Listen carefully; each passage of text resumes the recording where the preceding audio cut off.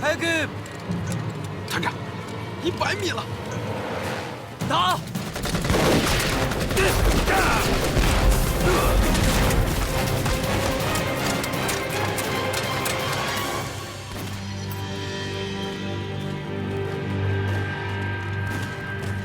報告します。戦闘部隊が襲撃されました。相手はどの部隊だ？まだ分かりません。ただし装備から見ると8路のようです。8路。これは本当に意外だね。命令を出せ。すぐ攻撃しろ。はい。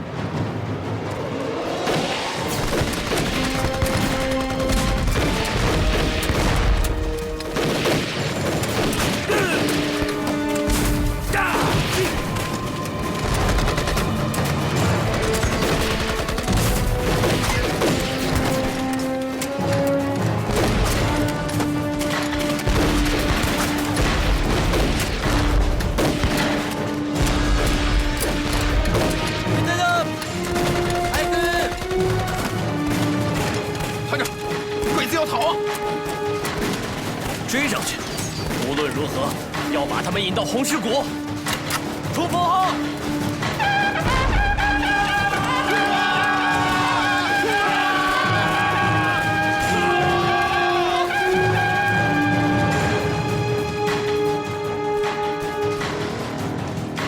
命令を出せ。火力圧制だ。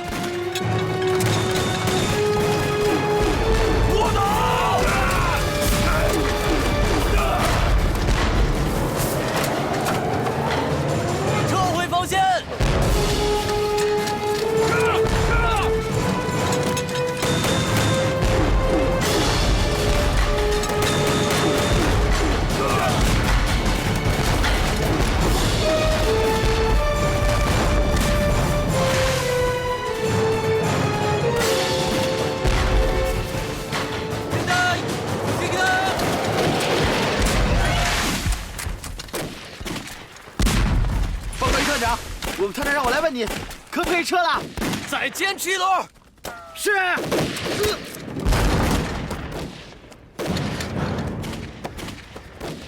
左，开火！你给我狠狠打！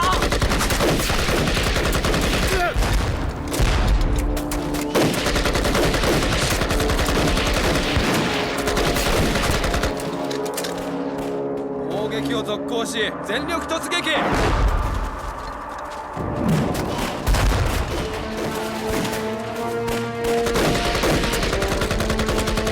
老李，差不多了吧？差不多了，撤！兄弟们，往红石谷方向撤！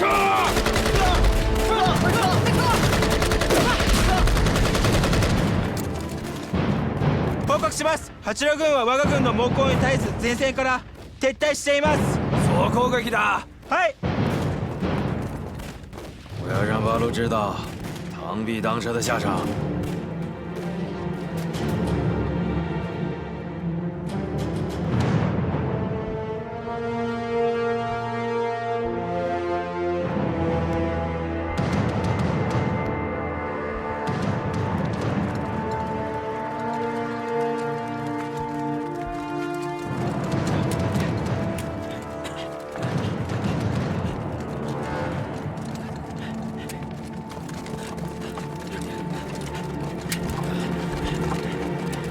快，准备，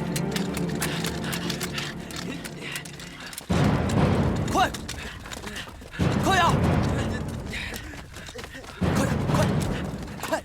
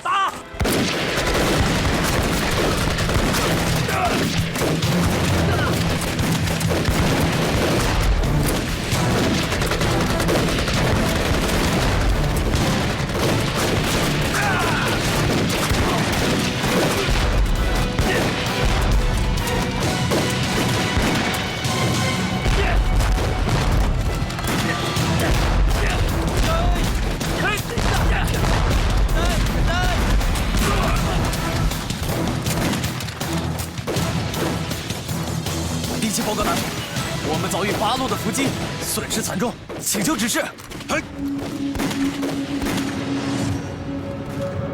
报告大佐，我军前锋部队遭到八路阻击，损失惨重。看来到了图穷匕现的时候了。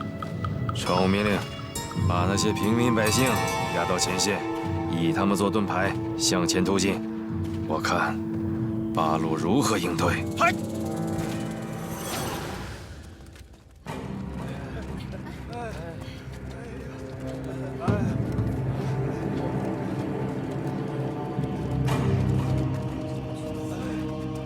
老百姓，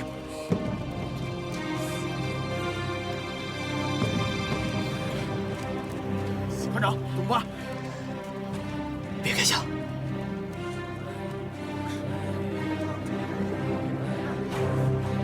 怎么办？还打不打？他娘的，小鬼子太卑鄙了！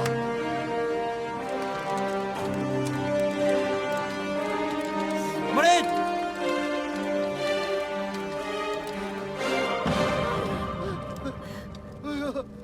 这帮狗日的！村长，怎么办？必须设法营救这些百姓，不然再拖下去，他们全都会被鬼子杀死。报告大佐，八路龟缩不出。龟缩！传我命令，压着那些老百姓向他们埋伏的地方突进。如果他们还不出来的话，就每隔15分钟杀掉一批。我看他们到底能坚持多久。嗨！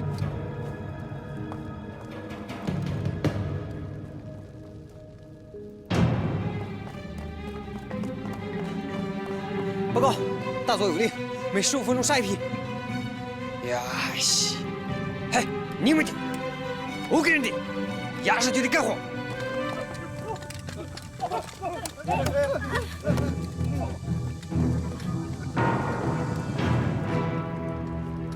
八路军，你们出来投降吧！如果不投降，他们将统统死掉。参谋长，八路军，跟我来！出来投降吧！如果不投降，他们将统统死掉。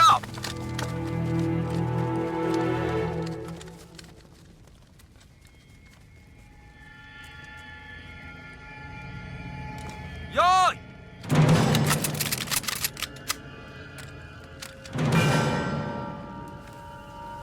五、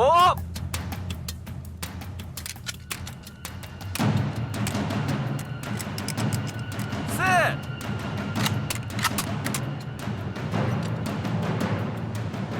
三、二。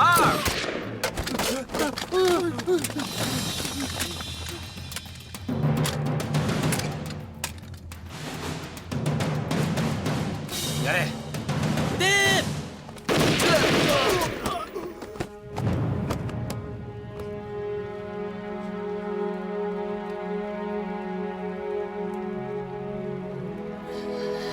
小鬼子，我日你老了！别动！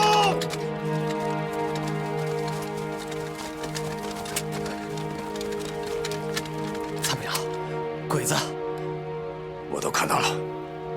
参谋长，咱们该怎么打？你说咱们该怎么打？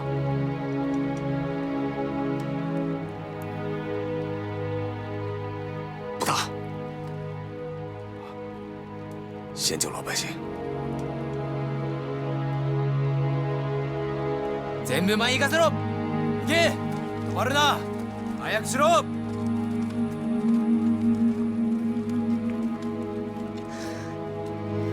怎么救？老百姓就捏在鬼子手里，咱们除了拼还能干什么？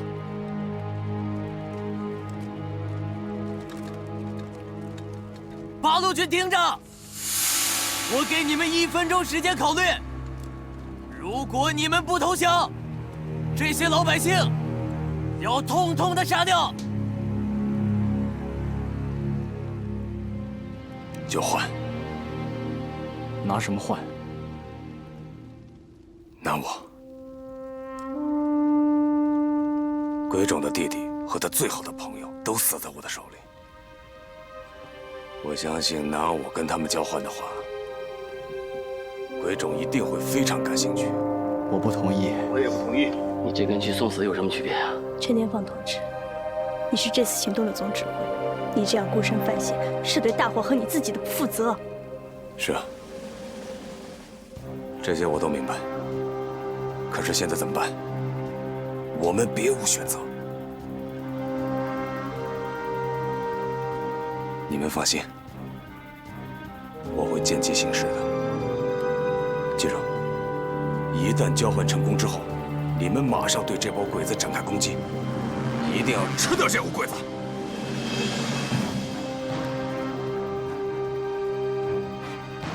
哟，放掉他们！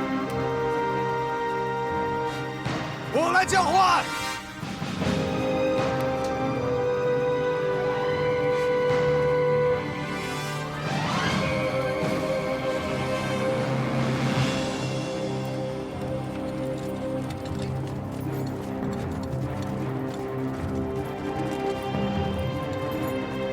我是陈天凤，去告诉鬼冢，说拿我来交换这些百姓，怎么样？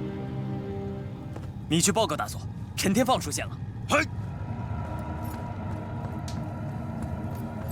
报告大佐，陈天放出现。陈天放在什么地方？就在对面。他说愿意用他来交换这些平民。交换。走。报告大佐，陈天放出现了。他说，他要用自己来交换这些人质。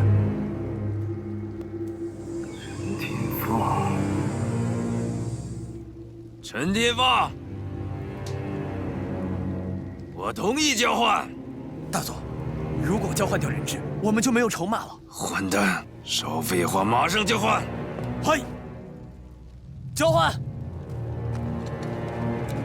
疯子、强子和刀子，一会儿你们3个人跟我一块儿过去，要护送那些老百姓安全回来。参谋长，头，没时间再犹豫了，服从命令。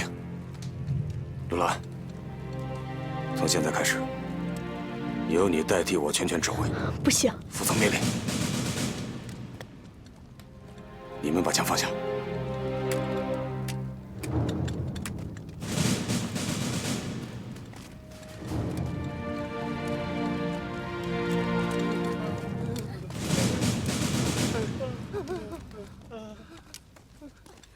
大家戒备，全体戒备。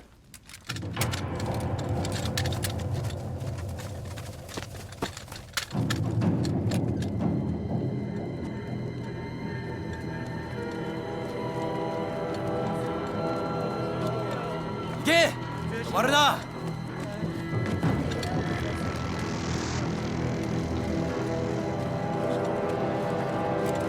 百姓都站住！陈天放，一定，一个人，滚！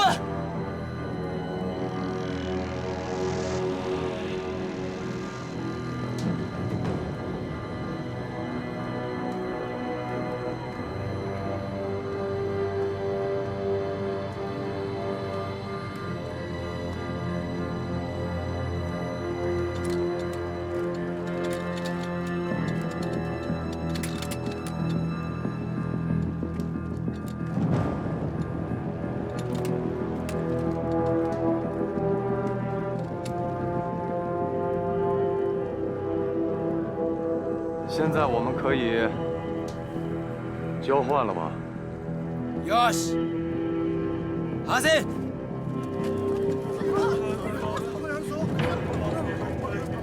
走，快快快，这边这边，快，快，往那边往那边，跟上。快快快，这边这边。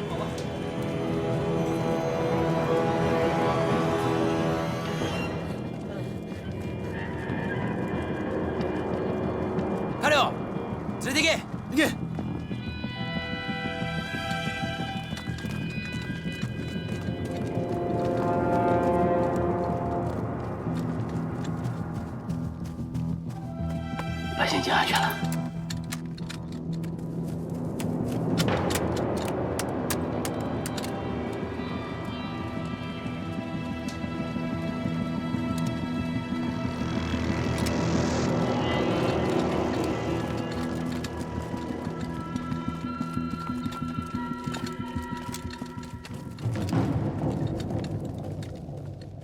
陈天放，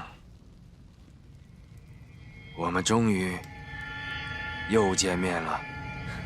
是啊，久违了。你知道吗？等这一天，我等得太久了。今天，我终于等到了。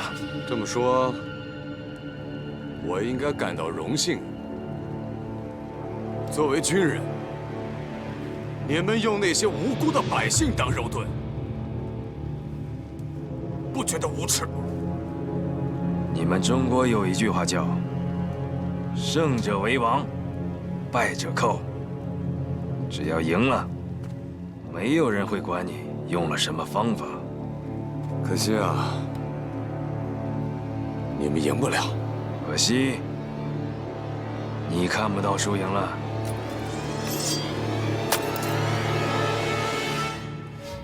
因为你，我失去了我最好的朋友和我唯一的弟弟。我马上就要用你的血为他们祭奠。那是因为他们都该死，你也一样。動くな。今日はこの手であいつを殺すのだ。命令がないと誰も動いてはいかん。下がってくれ。閣下、下がるんだ。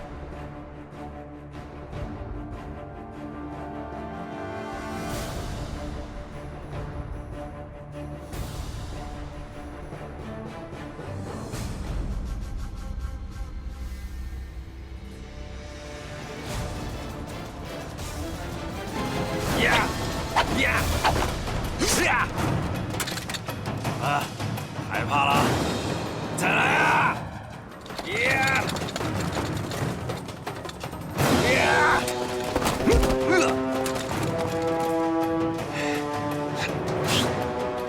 动过锅盖！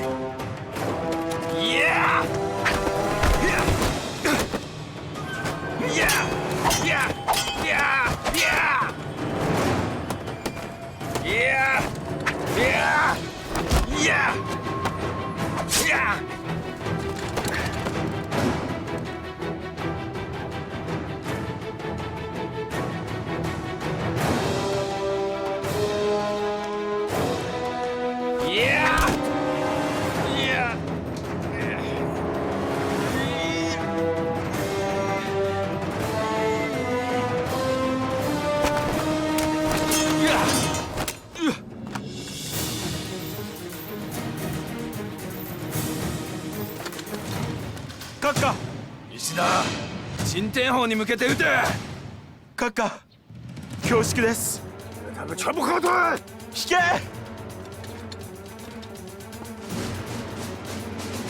命令を聞け。ほっとくんだ。陳天砲を撃ちなさい。陈天放，你也不用得意，我们一定会一起死。疼吗，冉一人？好着呢。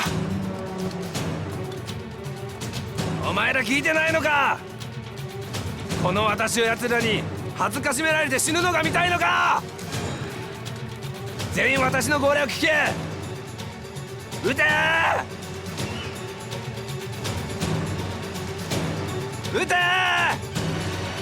閣下、本当にすいません。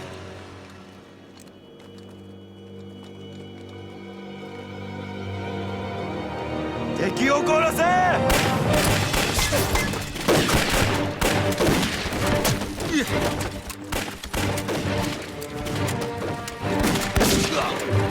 閣下！参谋长！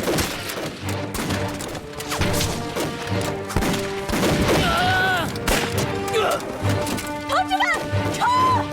冲啊！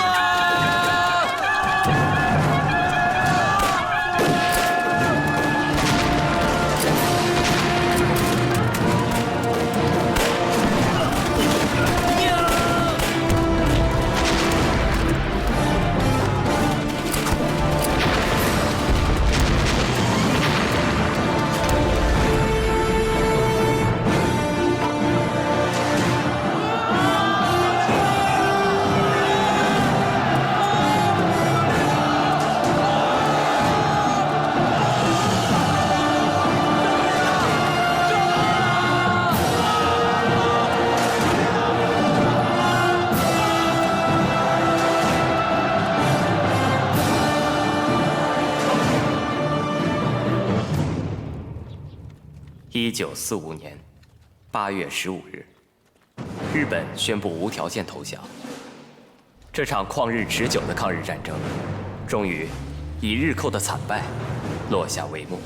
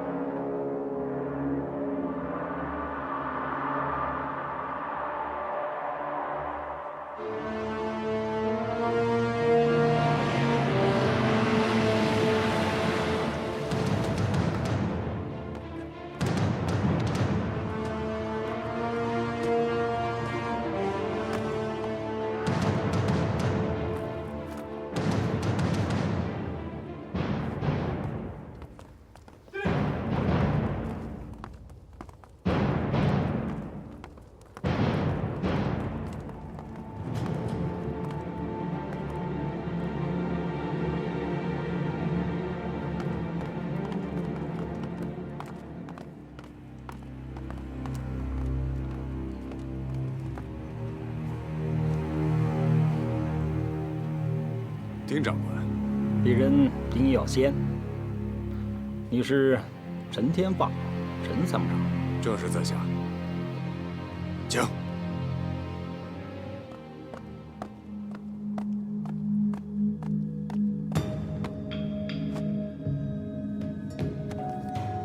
大日本帝国华中派遣军少校村山弘毅，奉司令长官冈村宁次之命，向贵军投降。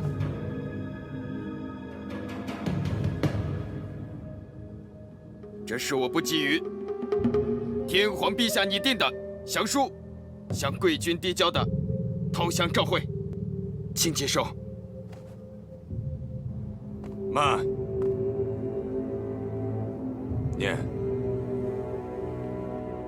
念出来。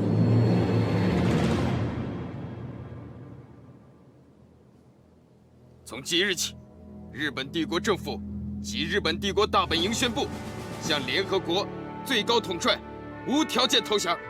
同时，我部及辅助部队之将领，愿率领所属部队无条件投降，并立即停止一切敌对活动。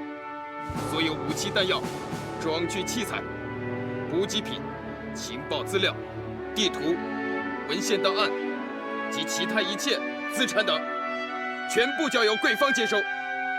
所有日本军官、佐、士兵，均须负有完全履行此类命令之责。若尚有未能履行或迟延情事，各级负责官长及违反命令者，愿受处罚。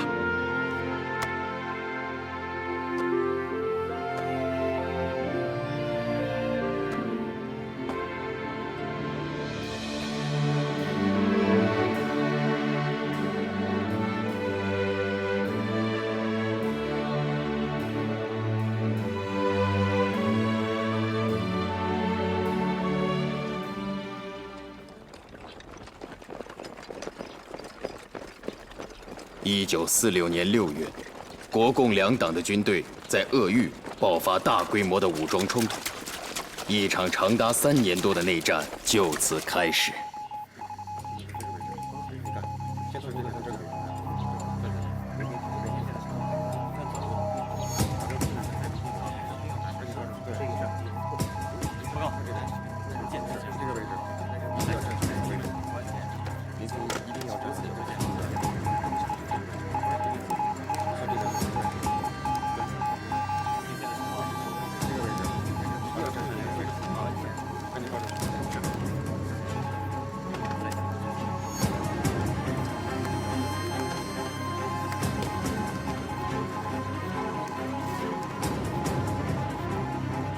建红到固州，对，固州，这儿。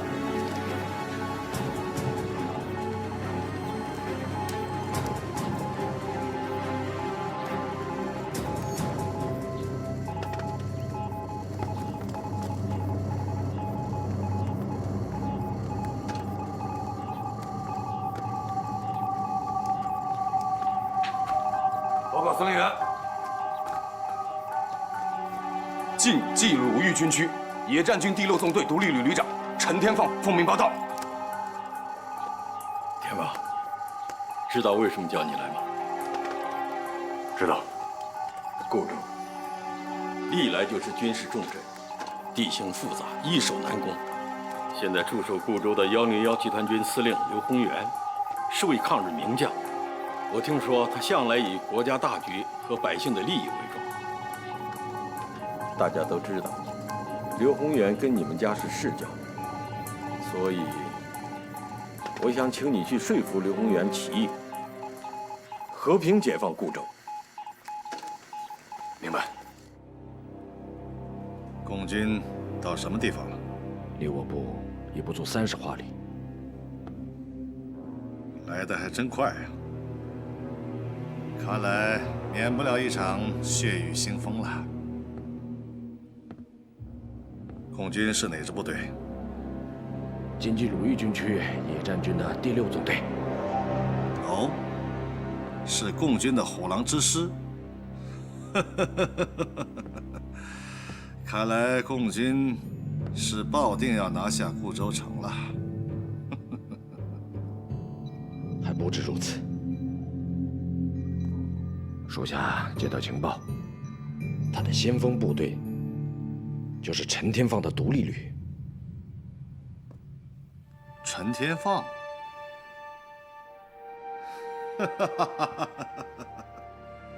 弄来弄去，我还要跟一个侄子辈的人兵戎相见，真是天意啊！司令，你也不必负担过重，国家大义在先。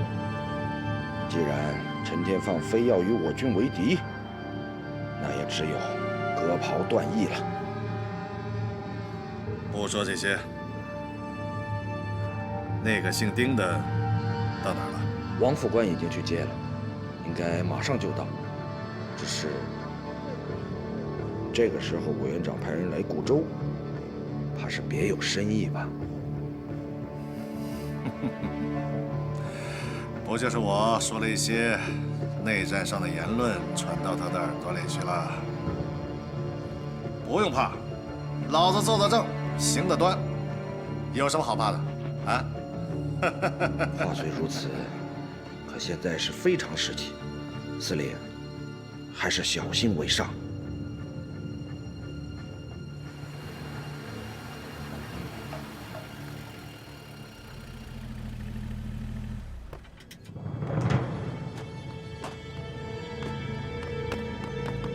特派员好。刘司令呢？在里面等候。这边请。在这儿等我。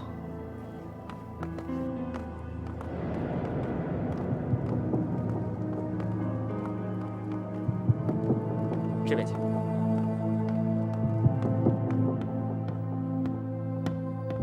报告司令，丁特派员到了。要先一路风尘，辛苦了。哪里，刘司令为国征战，浴血沙场，你才比我更辛苦。相比之下，我丁某人只是一介无用书生，做些传声递话的琐事而已。要先客气，你乃是党国的精英，委员长身边的红人，请。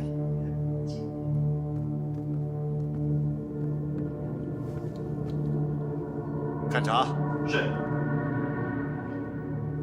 耀先此次前来是奉委员长之令吧？正是。如今共军大兵压境，我军多条战线告急。固州作为北上南进之军事重镇，一旦失陷，将无异于向共军打开了南侵的门户。为此，委员长是寝食难安呐。所以特命我携带军饷和补给来到固州，鼓舞我军士气，振作抗敌之精神。恐怕是委员长对我刘某人不信任吧？怎么会呢？宏元兄在党国元老，从北伐到抗战，你对党国的忠诚，天地可见。可是俗话说， 3个臭皮匠顶着诸葛亮。药仙虽然不才，但是在您身边出主意，倒还是不错的。何况公军现在已经兵临城下，委员长派我前来劳军督战，也足见党国对你的信任呐。司令，这也是委员长的一番好意啊。不必说了，委员长什么意思，我刘某人心里清楚。请丁特派员转告委员长，我刘宏元是党国的军人，会遵守自己的职责。那自然是求之不得。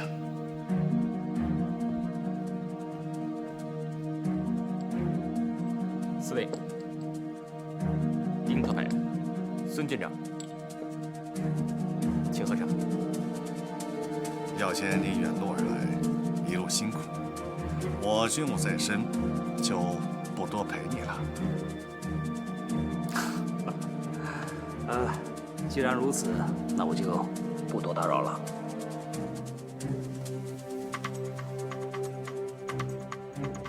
宏元兄，告辞。孙军长，代我送客。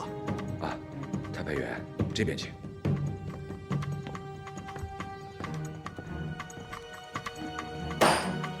司令，怎么了？我没事儿。看来这蒋某人是想杯酒释兵权呐。不识抬举，还真以为他是一方诸侯了。特派员息怒，刘司令生性耿直，脾气不好，但对党国的忠心却是毋庸置疑的。最近可能战事烦心，所以您可千万别往心里去。烦心？我看是2心吧。孙军长，我听说目前城外的共军首领有刘司令的晚辈旧识。您说的是陈天放？对，就是他。我听说这个陈天放还曾经受过委员长的嘉奖。对，此人虽然为人诡诈，但却也有些能力。之前颇受司令的器重。是吗？怪不得。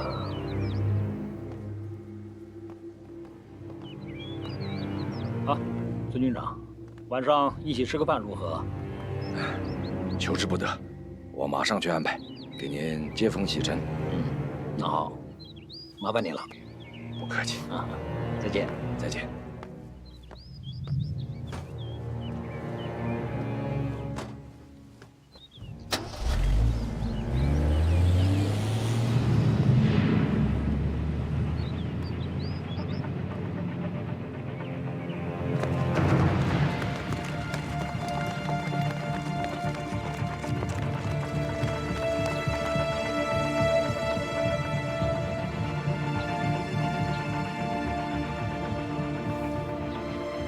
如果不能争取刘司令起义，固州战役一定会是一场硬仗。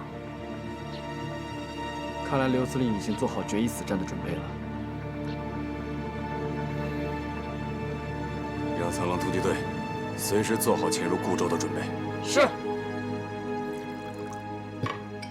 来，太派员，为您接风洗尘。多谢。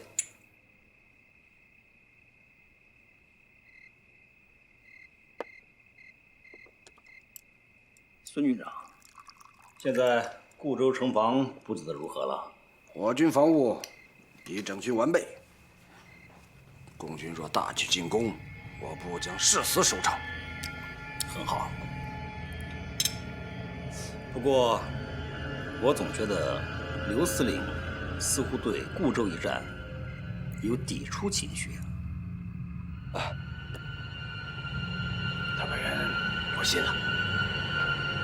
刘司令生性耿直，可是对党国绝对是忠心耿耿。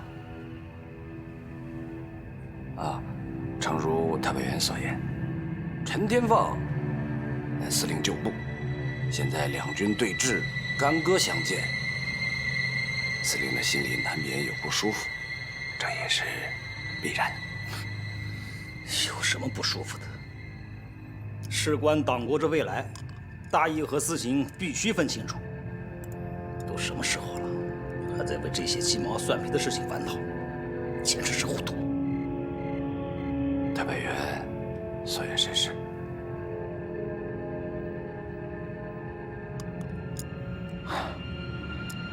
孙军长，请。孙军长，我想委托你一件事。太白员，请讲。凡是孙敏能够办得到的，必定万死不辞。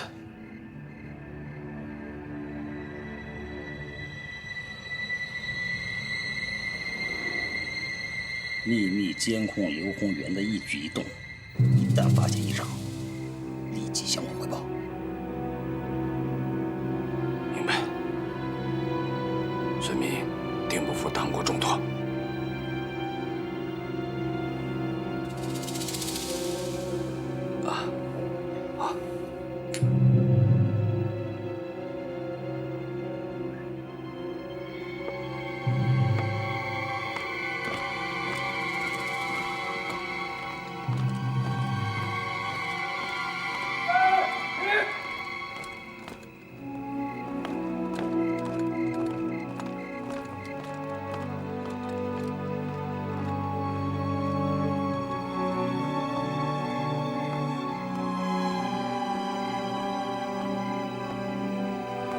止步！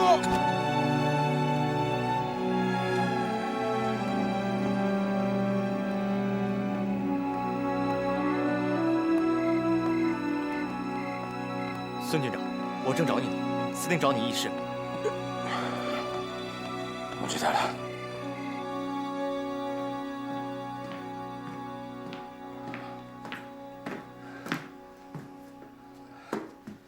司令，您找我？喝酒了？太白员毕竟是远道而来，总要代司令尽尽地主之谊嘛。那我还得谢谢你啊。属下不敢。这是你的私事，与我无关。你马上去安排一下，把城里的老百姓给我疏散出去，无论任何原因，不得留在城里。司令，您这是？你亲自负责此事，记住，不能有任何懈怠。是。可是，固柳城数10万百姓，要想在短时间之内疏散，属下力有不逮。能疏散多少就疏散多少。老百姓好不容易熬过小鬼子的屠刀，我们总不能让他们死在中国人的香火下吧？属下明白。可现在城内人心惶惶，若是贸然赶他们出固州，我怕引起冲突和骚乱。管不了那么多了，只要能活命，我就算做一次恶人，有什么关系？是，我马上就去安排。去吧。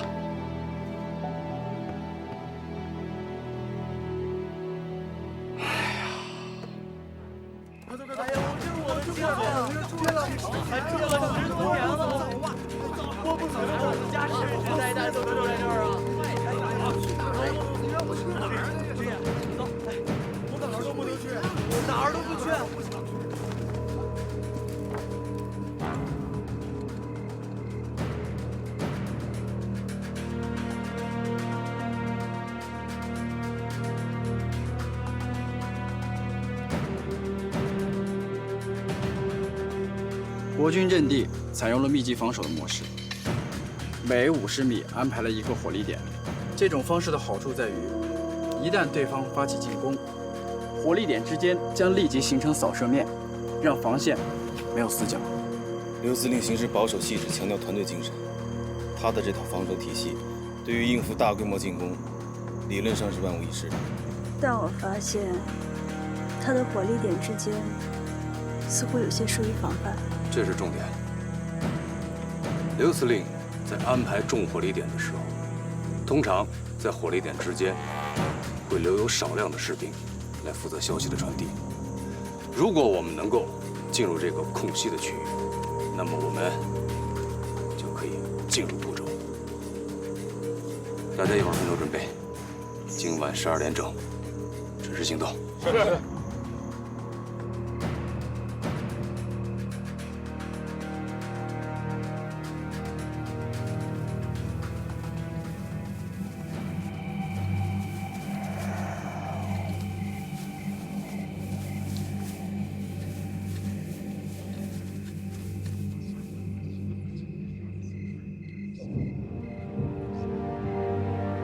旅长，干不干？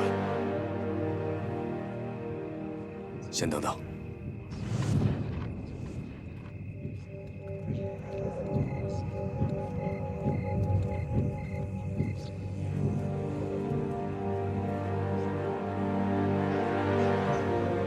有什么情况吗？报告，没问题，继续监视。是，走。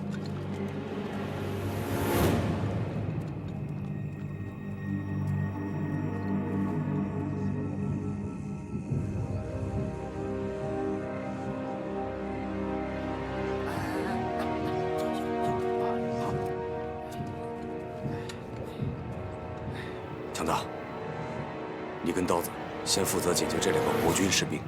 所有人听着，我们只有2分钟时间，行动。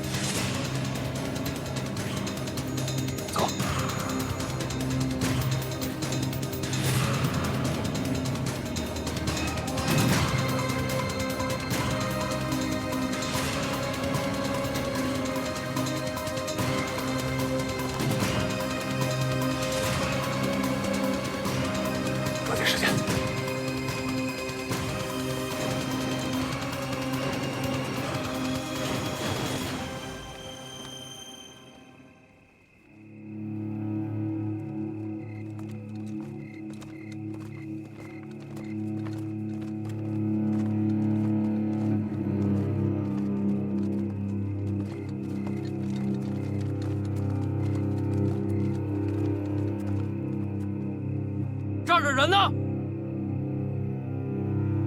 啊！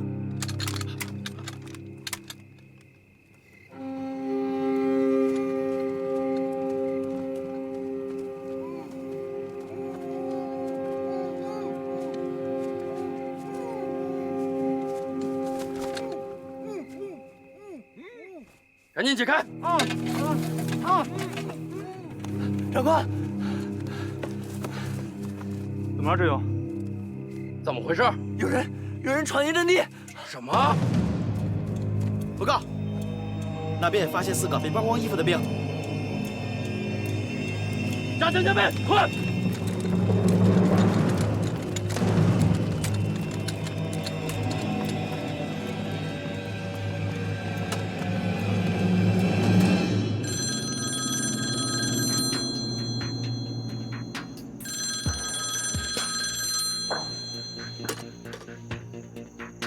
喂，报告军座，我军防线有士兵遭到不明身份者袭击。什么？袭击者下落不明。马上封锁防线，全力戒备。有情况马上向我汇报。是。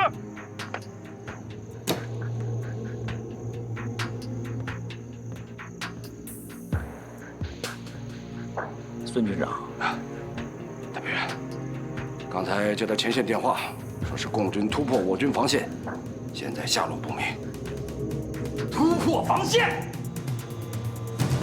你不是说万无一失吗？我军步伐针对敌人大举进攻，自然万无一失。只是没想到，共军会小队突破。小队？你的意思共军只进来几个人？是。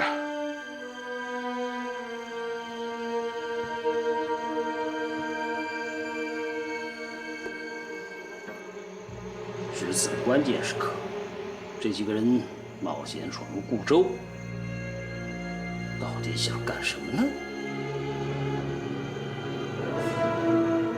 孙军长，马上调一连，攻去司令部，快！是。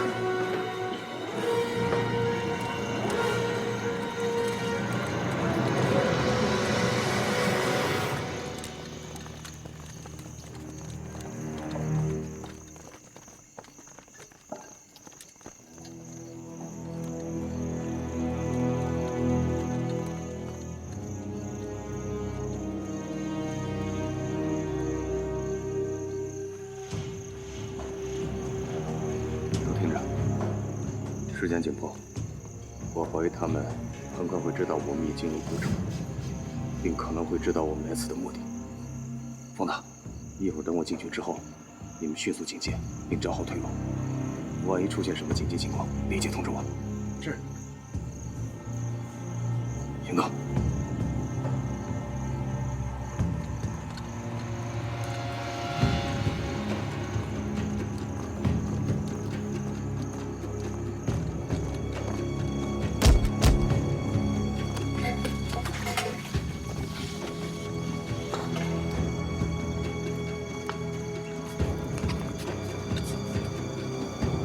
豆子，你们俩迅速去外围警戒，一旦发现任何情况，立即向我汇报。是。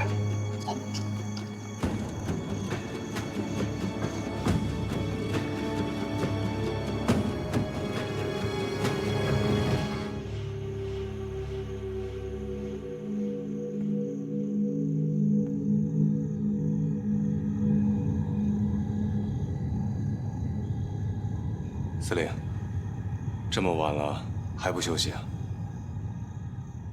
你们去忙吧，我这儿不用你们管。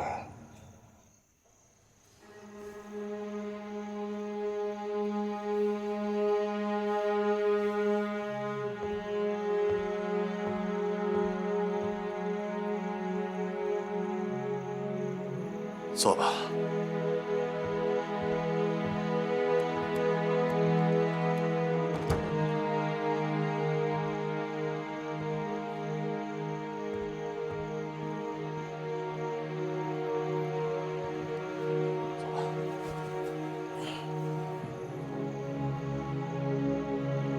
我就知道你会来，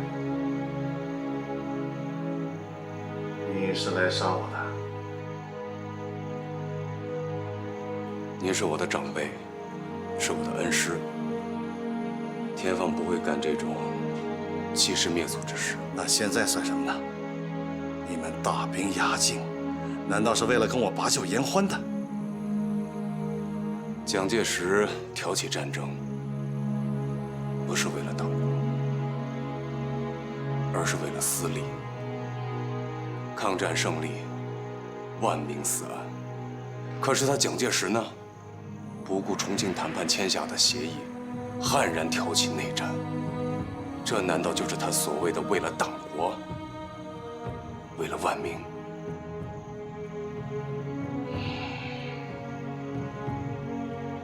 就算你说的对，可我刘某人是党国的栽培才有了今天，是为知己者死。无论这场战该不该打，我刘某人别无选择。老师，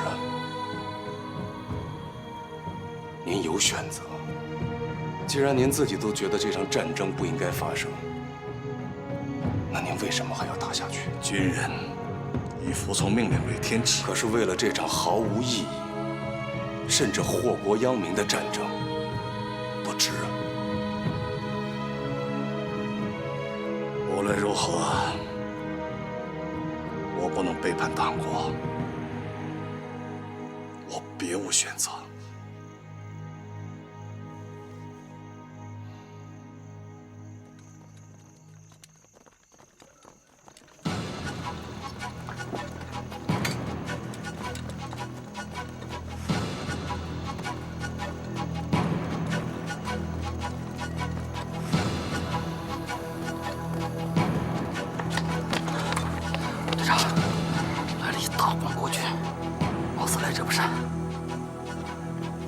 你们迅速隐蔽，我去通知旅长。是。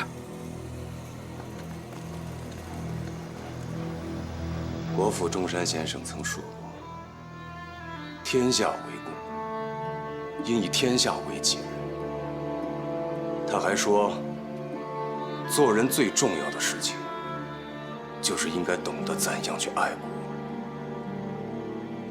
可是他蒋介石现在倒行逆施，悍然挑起内战。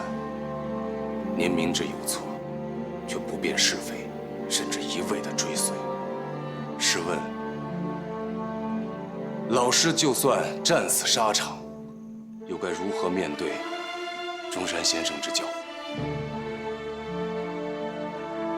老师啊，抗战最终的胜利来之不易。我们现在真正应该做的，不是中国人和中国人在一起自相残杀，而是应该一起联起手来，共同迎接和平。只有和平，才能够改变我国家落后之面貌，才能够一起来振兴我中华，才能够可以让老百姓真正的安居乐业。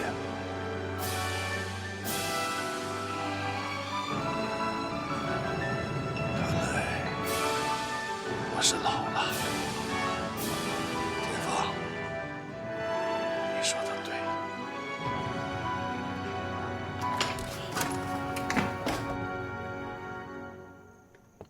旅长，大批全副武装的国军正在向司令部逼近。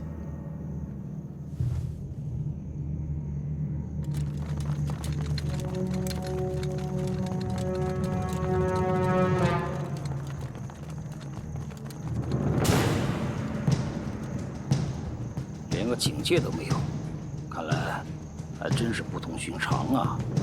包围这儿，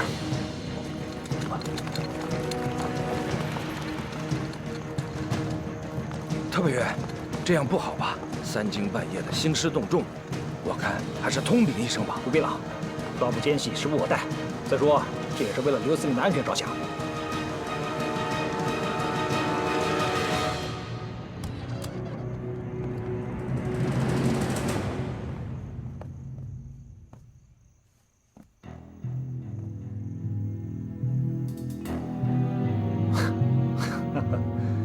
洪元兄，这么晚了还没休息啊？我什么时候休息，还要向你汇报吗？对了，丁特派员，深夜造此，有何贵干？哈，是这样的，我们刚刚获得消息，有一小股共军潜入了固州，目的不明。我和孙军长担心您的安全，一时着急，情之所至，就冲进来了。哼，有失礼之处，还请洪元兄海涵。哦，你是说有共军混进了固州城？啊，正是。司令，特派员也是一番好意。哦，那就多谢了。只可惜我这没有共军，让丁特派员失望。好，没事就好，没事就好。洪元兄乃党国重臣，要是万一出点什么岔子，我丁某人实在是无法向上峰交代呀。那既然这样，我就不多打扰了啊，告辞。好，不送。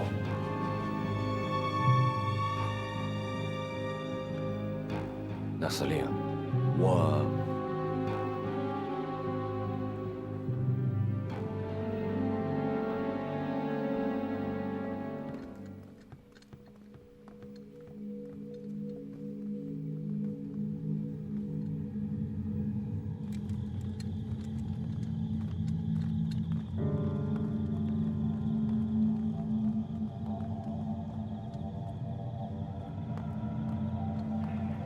看来国民党已经对刘司令起疑心了，我们必须得抓紧时间。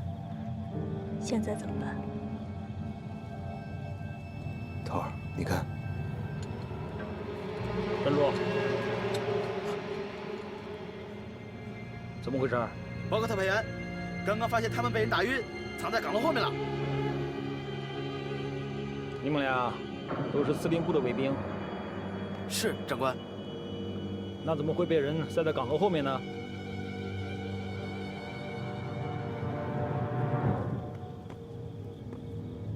你们两个要仔细应对，不许胡说，否则就地正法。可是，如果知情不报，后果会更严重。报告长官，我们也不清楚，我就知道黑影一闪，就什么都不知道了。是啊，我们不敢有半句虚言。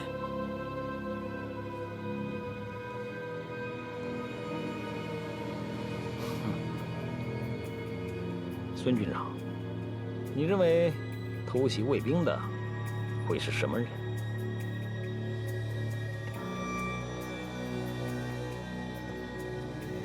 特派员认为是共军。共军兵临城下，却在这个时候派人潜入我军司令部。孙军长，我记得你曾经跟我说过，刘司令有旧部叫陈天放的，也在城外。不错。那也就是说，共军此时进入固州，目的只有两个：一，刺杀刘司令，制造混乱；二，劝降。绝无可能。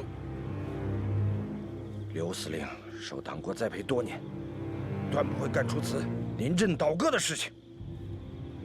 孙某愿用项上人头担保。你担保？你别忘了，知人知面不知心啊！现在卫兵被袭，刘司令却安然无恙，这不由我不多想。孙军长，再跟我回去找刘洪元。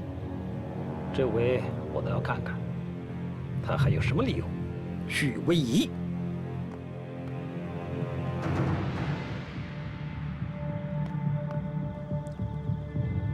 他们会不会已经发现咱们了？先静观其变。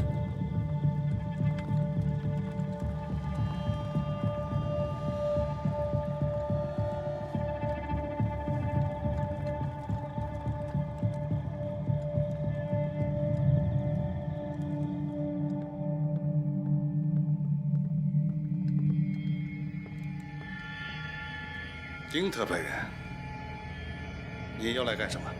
对不起了，洪元兄，又来叨扰了。你的办公室真的没人来过？你什么意思？我已经获得足够的证据，证明有一伙共军潜入了司令部。我怀疑有人想对你不利。还要怎么样？鄙人受委员长之重托，值此非常时刻，绝不能让刘司令的安全出问题，让固州出乱子。所以，我想请刘司令移步，由专人进行保护。用不着。我刘某人虽然不是战功赫赫，但是也是身经百战，就算几个共产党闯进来，奈我如何？现在战事正紧，我还是留在这儿。洪元兄，还真是义正辞严呐。只是不知道，你对着你的旧部陈天放，是不是还有另外一套说辞呢？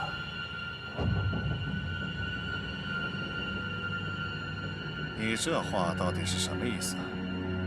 共军潜入司令部，明摆着目的只有一个，那就是你。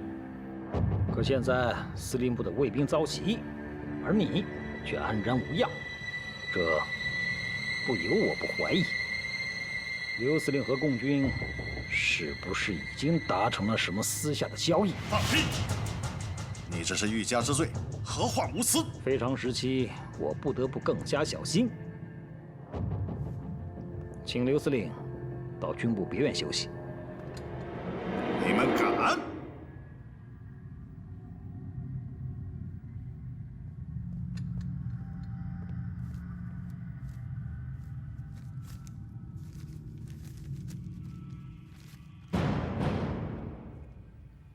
这是委员长亲授的特派指令，凡遇到通共嫌疑者，一律就地革职，如敢抗命，严惩不贷。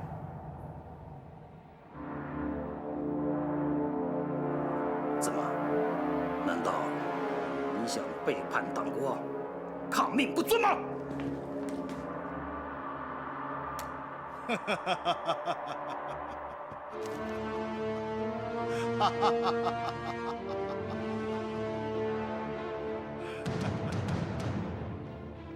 司令，得罪了。带走。慢，我自己走。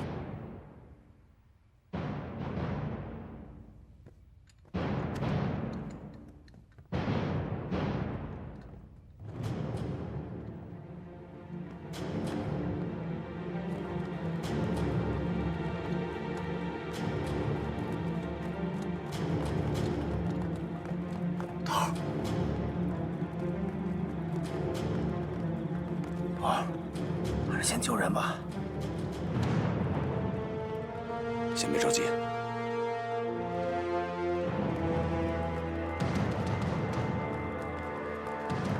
头，那怎么办？看看他们把刘司令带到哪儿，再找机会撤。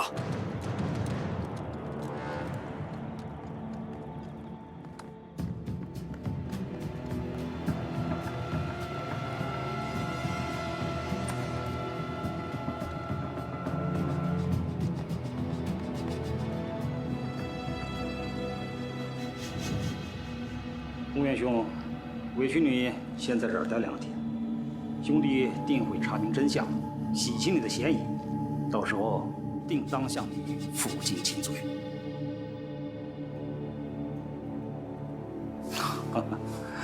你放心吧，我会立即将此事上报给委员长，请他来裁定。如果你真的没有通共嫌疑，到时候就算把我千刀万剐，我也认了。红云兄，你好好休息，告辞。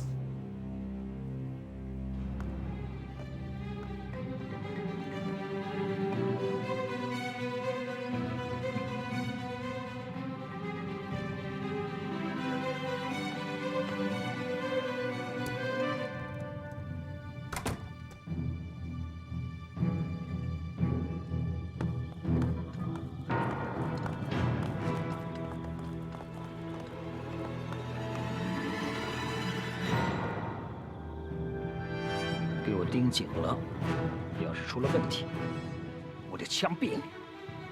是，保证完成任务，请特派员翻新。散开！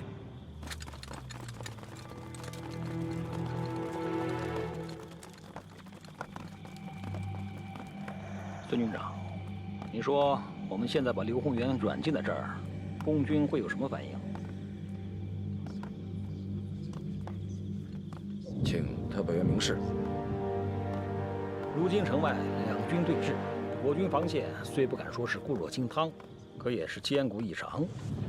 共军想要攻入固州，不仅会旷日持久，而且还会付出极大的代价。所以，这也正是共军为什么要冒险潜入固州，游说刘洪元的原因。特派员分析的极是：虎落平阳，可余威犹在。刘洪元在军中的威望无人可比，所以共军是绝不会轻易放过刘洪元这枚筹码的。特派员的意思是共军要营救刘司令？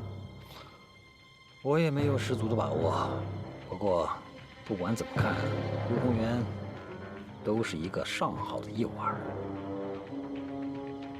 那我们就来个守株待兔，再调一个营过来，在别院四周埋伏。要是共军真敢过来，就击毙他们。明白。